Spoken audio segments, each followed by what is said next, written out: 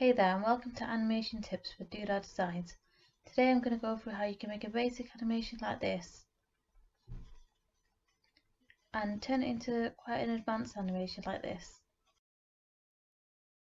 So before we get into it, I'll go through the more basic animation first for you.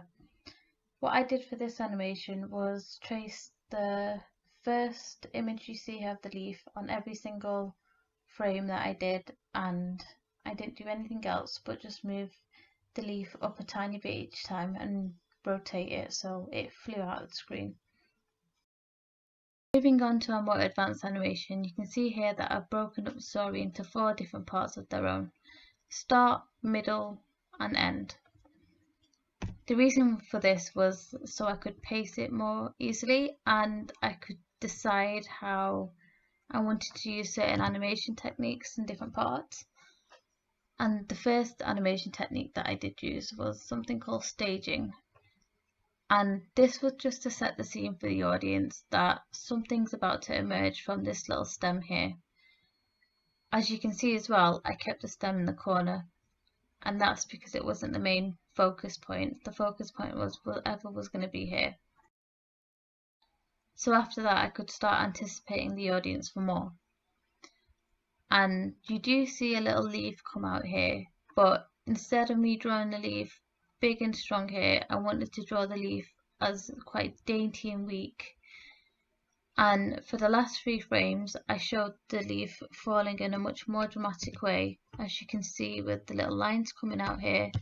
And this is an effect that's usually referred to as smearing, when something's falling so fast or moving so fast that lines kind of distort the view of it.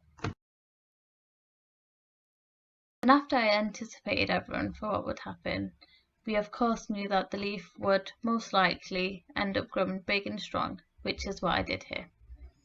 And I used that same technique of smearing to show how fast it's moving and how strong it's becoming. But I also made sure that when I was moving the leaf up, instead of moving it in just one line like that, I went for this very much curved move, which is also referred to as an arc. So you see it go from this point to this point here. And if I put the first point there, you can see naturally that it would have moved like that. And the reason why I go for an arc is because most natural things do move like that. From your arms swinging left to right, from the way your head moves, it's much more organic than, say, the way a robot would move. So at this point I had basically set the scene for what had happened, and now I know that you can see the leaf and I know you can see it in its final form, which is practically this. But I do know that the success of this feels much larger than what could be visualized.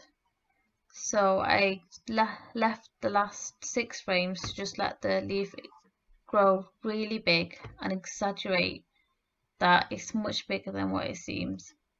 And that is a really great animation technique to use in your drawings. If something seems really happy, or even if something seems really angry, you can exaggerate certain points to get that point across to someone.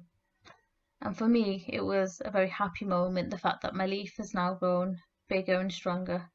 And therefore, I let you all see my success.